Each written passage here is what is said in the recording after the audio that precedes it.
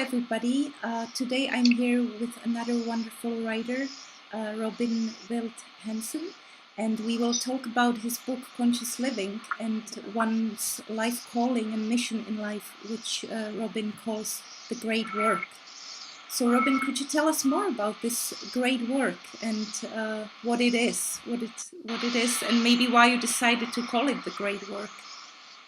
Yeah, absolutely. The great work is, it sort of has a double meaning if you think about it, because the great work, the great means that it is a lot of work, and it is often more work than you would have agreed to doing if you had known that it was going to be that much work before you started.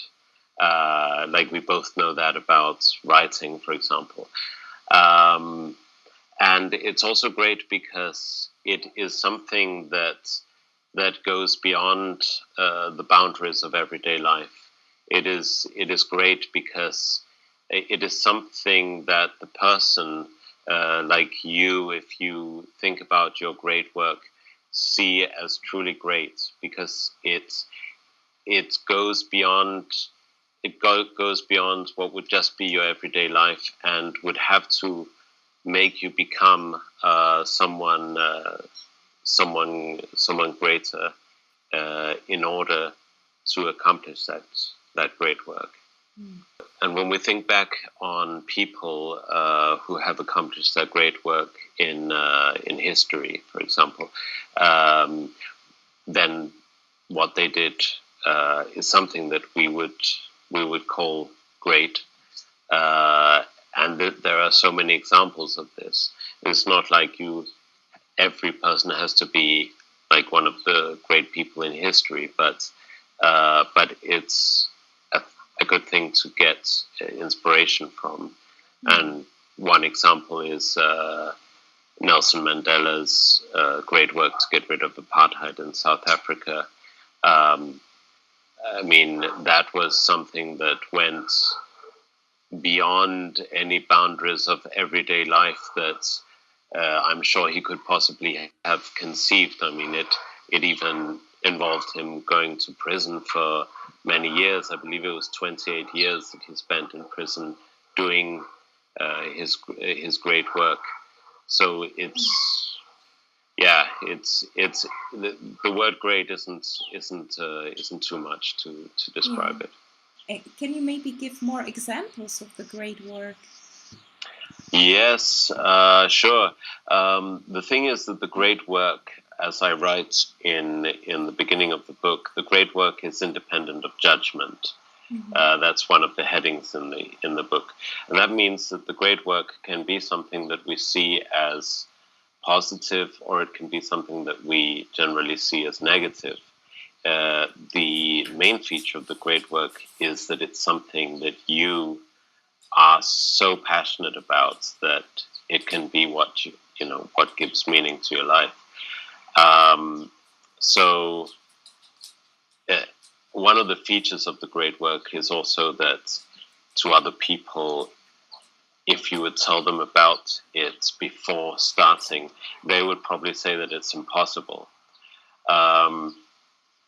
So one controversial great work, because it's still a great work because it was an obsession for him, but not something that we would generally regard as a very positive thing, was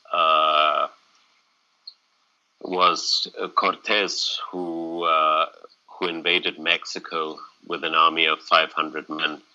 And he did this because he became absolutely obsessed with the idea about the El Dorado and this land where there was just such an abundance of gold. And he wanted to find it, and he wanted to conquer it. This is one of the points also, that if you want to avoid somebody's great work having a negative effect on the world, then you, if you have positive intentions, should not hold yourself back, but should be accomplishing your great work. In my opinion, if enough people accomplish their great works, that will prevent the negative people from having this huge impact in the world. Because if somebody who has negative intentions, if he manifests his great work and is not afraid of doing it, and all the other people are afraid of manifesting their great work, what they do instead is that they just follow that person. They just, if you live in a society that is a dictatorship because somebody rose up using his great work and his way of seeing the world, which might not be at all the best way of seeing the world, and everybody's afraid and they just agree with what he says, even though they sort of know that it's not true, but they lie even to themselves, and they say, no, I got to stay safe, I got to put my head down, not manifest my great work, but just resonate with his great work. Then every time somebody does that, then that negative person's great work gets strengthened because they had the courage to do it. Therefore, it is extremely important that you abandon your fear of accomplishing your destiny. If you have that feeling of destiny, that's what you're supposed to be doing, no matter what other people are, what other people's opinions are about it, because it's your unique perspective. Yeah, that's a good point. It's like if you don't follow your inner leader, you could actually start following some negative leader, or because I think there's an inherent need for some leadership in us. So maybe if we don't follow ourselves, we can easily be, manipulated into following someone else's lead. Absolutely. And you can be pretty sure that there's no guarantee that that other person has your best interest at heart. Yeah, definitely. They will usually have their own best interest at heart. So it really is something that comes from the inside. And it does depend on how much you're in touch with your own inner life. Yeah. So you might be at a point in your life where, to put it bluntly, you've made so many choices that went against who you really are, that you no longer are able to feel or recognize what the way is for you. There are different reasons, but usually because we want to go for an easy solution every time. And the easy solution is to follow the path of least resistance, which is the one that other people agree with, or the one that your lower nature wants you to follow, which is something else that I talk about in the book, with the lower nature and the higher nature. And the lower nature is the one that tells you should make the choice that requires the least of you.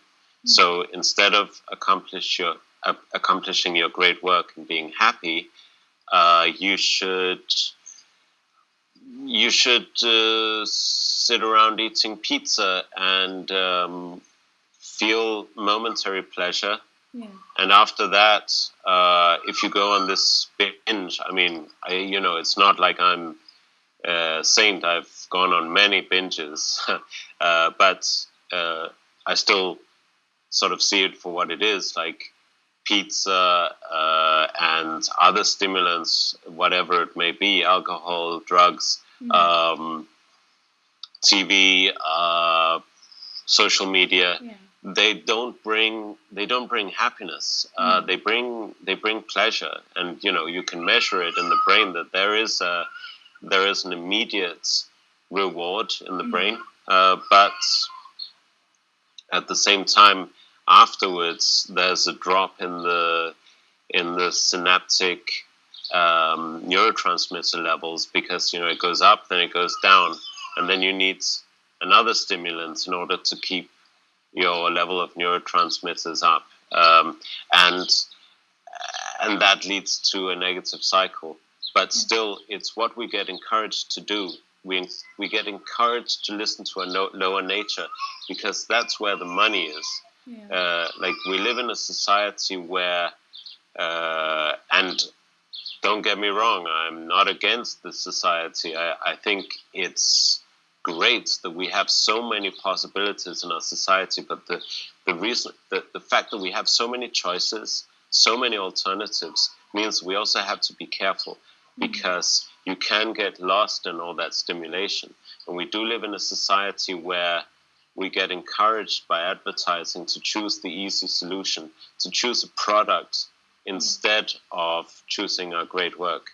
So if a product can make you feel like you feel depressed and you eat, I don't know, you eat an ice cream or like 10 ice creams, that's the product solution, right? Or you pop a pill. I mean, that can be the right thing to do sometimes, but still, the idea that the solution to your problems is to take a psychoactive pill on the long term, I think is wrong. Like, if you feel that life is meaningless, then it's meaning that is the cure for that. It's not stimulation. It's not a pill. It's not food. It's not drugs. It's not entertainment. It is meaning. Meaning is not the easy path, but it is the path of the higher nature and the path of the great work. Yeah, nicely said. Yeah, and I remember in your book, The Conscious Living, which I recommend, by the way, very much, because it's brilliant. And I read it at the right time, and it gave me a lot. And I remember you described the dark and light side of procrastination when it comes to the great work, which I enjoyed, because I think we don't always think of this, that it might have a light part, actually. So if you could elaborate on this idea of procrastination. Sure. Well, the light side of procrastination is kind of the cute side. It's where you have a formal deadline. You have to hand in your term paper, or you have any task that needs to be done by a certain time, and there's somebody waiting for that task to be completed, and you know that you have to hand it in at that time, and you have a month, and you spend 29 and a half days like doing other stuff. Like, you have the file open in your computer, but like, you're clearing up your room, you're talking on the phone, you just have to check your Facebook profile, and then when there's like half a day left, you're like, oh my God, am I going to make it? And then, that's when panic sets in, and the panic is the cure, because when panic sets in, suddenly you work really effectively, or efficiently at least, and you work really fast, and you somehow get it done. Usually you don't get it done all that well. Like, if you leave it to the last moment, you can still have brilliant insights at the last moment, which is often what happens, because when you have limited time, like, the mind just comes up with something that can be really brilliant. But in order to create something that's really good, like, it's good to cover all the bases. So I've definitely done this a lot, this kind of procrastination, but it is the cute side of procrastination, because you see people who do it, and it's kind of cute. Like, you see people, like, I know someone, you can see that her house is absolutely spick and span. It means that she has some she has something that she has to do. So instead, she does everything else. Like, she's cleaning up her house, she's putting everything in the right places. She even she even designs new lamps for her house, or new things for her house while procrastinating. It's just anything that is a little less hard to do than the thing you're supposed to be doing. So in that way, she has a productive procrastination, and then at the last minute, she does it. But that's the light side, because it's kind of, it's cute and you do get your thing done at the end. But the dark side of procrastination is where you don't get the thing done at all because, or there's a danger that you never get it done, because that's when there's a real deadline that's not a formal deadline. And the real deadline is when, you're meant to get in touch with a certain person who perhaps just an example, like you had a falling out and you haven't spoken for many years, and you're like, it's going to be a hard conversation, but I'm going to contact them one day, and we're gonna make up, and and we're gonna have this conversation. But then they die, and that's the deadline, right? And nobody told you it was the deadline. Like, there wasn't a formal deadline, and that's it. It's never going to happen. Like with the light side of procrastination, if you have a paper to hand in at university, you can usually hand it in next year or next term or something like that. Like, but this kind of thing, there's just no going back. It's life. But do you think maybe sometimes the procrastination has some deeper meaning? Like, for example, I found out that sometimes when I procrastinate or when things don't go well, I'm maybe not meant to do them at that time, but I still need to learn something or experience something in order to complete it. That maybe it comes naturally to pause me in action, let's say. And then, like, things, when they start working and developing, then I feel like I do a better work. Right, I see what you mean. Yeah, definitely. There are sometimes when you're not really ready to do a certain thing. I mean, you might be ready with one part of yourself, but another part is saying no way. Yeah. That's very possible. Like, the Jungian concept of the shadow, your persona. Your persona, basically, the persona is the public image of yourself, where that you also, I mean, most people believe that they are their persona, and you have a certain version of yourself, which is usually as a good person who does the correct things. And you usually believe that about yourself as well, and that's why you say, well, I'm going to do this thing, and it's the right thing to do. And that's your image, but you even believe it yourself, and that's why you can't understand why you say to yourself you're going to do it and you're just not doing it. And that's because the shadow is saying, no way, And I believe that many times when you're saying you're not meant to do it at that time, I think that's true in a way. In many times the shadow says, no, it's if you want to do that thing, you have to listen to me first. And so you can only, like, as you said, when you return to it and you find yourself more ready for it, because maybe through your procrastination you even did something or discovered something that is more in tune with what the shadow would like to be in your life.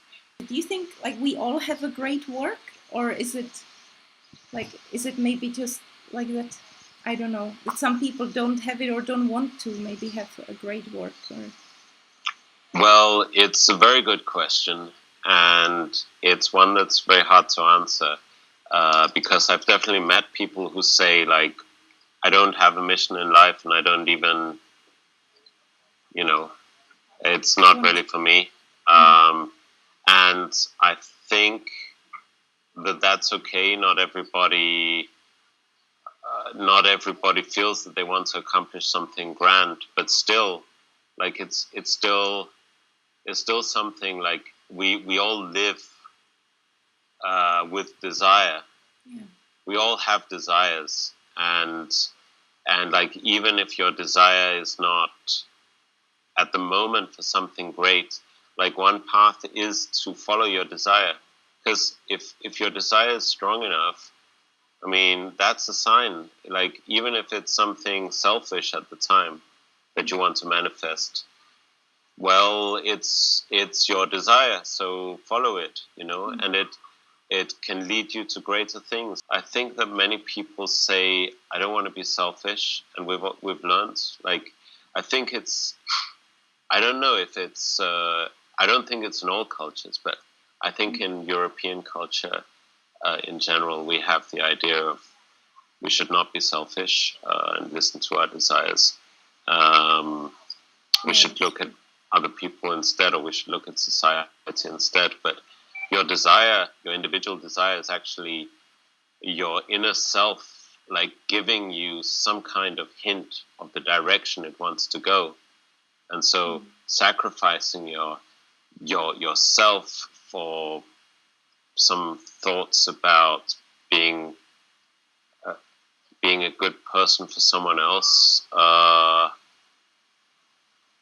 is often counterproductive, because you often see that when people sacrifice themselves, the people they sacrifice themselves for don't really appreciate it.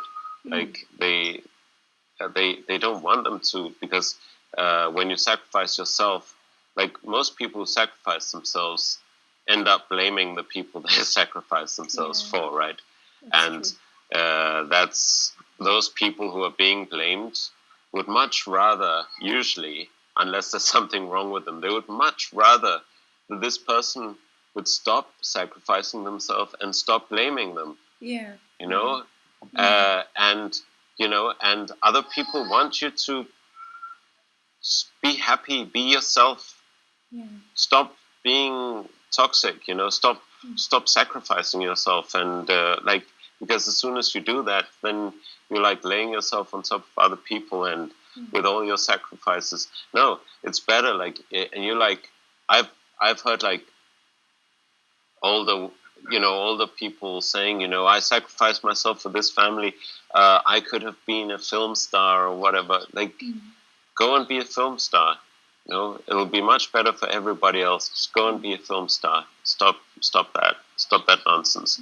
And okay, you want to be a film star. That's like the dream of our time. But then you start going in that direction. Maybe you will never be a film star, but you go in that direction of being a film star, and you start to realize who you are, because you're following your own journey, and you're getting to know yourself along the way, and you're like doing all these acting classes. You're evolving yourself as much as possible, and you might find a different calling that is closer to your soul at that time. And maybe the calling to be a film star was calling of your ego, or maybe not. Maybe you really are meant to be a film star. So, in any case, follow it. The lower nature is afraid of suffering. So it's afraid of pain. So it's trying to get away from the pain of feeling that you're not good enough. And therefore it says, no, let's do it next year. Let's do it next year. And it knows that the plan is never to do it, but it would be too painful again to say we're never going to do it, you, me, and the lower nature. So we're just going to say, I'll do it next year, I'll do it tomorrow, because it's not painful to say that. But that means you don't have any clear direction. It just means that you're lying to yourself to avoid the pain. And I think we all do this. It's not like I'm sitting here and saying that you people are lying to yourself and you're afraid of pain. Like, I know about that. Man, as being a writer, I'm sure you know this very well. Like, man, rejection, it's something you learn to tolerate as a writer. Yes. And it's painful. I mean, at least for me, it's really painful. Every time I can't lie, it's like I get a rejection letter, or I get like someone who, not as many people bought the book as I thought, or it's because review. I'm sorry. Bad review. Bad reviews, right? Yeah. Yeah. So it's painful, but so I think that it's it's a good thing what we're doing, like as writers, because you get so many rejections. Well, some people don't, I guess, but I think most people do. That it hardens you, right? It means, it's like a question: do you really want this? Are you ready to go through 1,000 rejections or 10,000 rejections?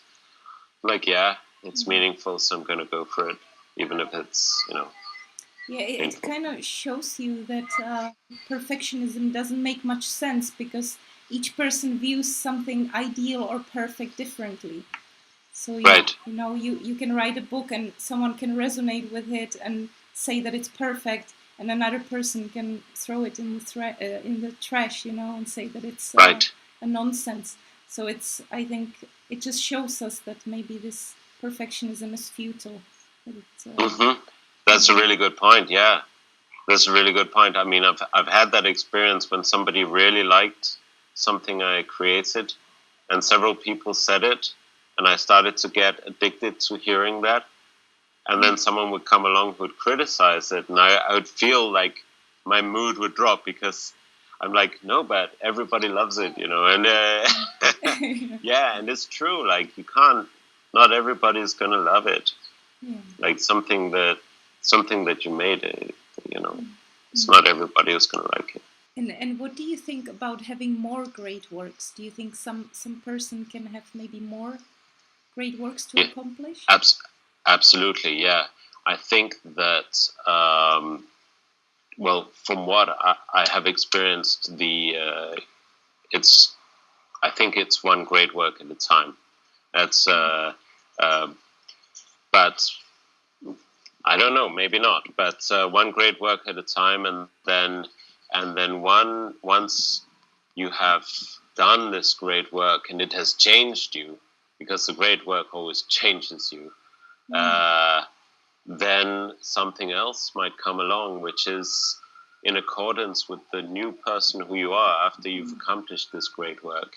And it's what you resonate with at that time. Because a person is not the same person all their life. I mean, you see a photo of someone as an infant, and as a young person, as a middle-aged person, as an elderly person, it's not the same person.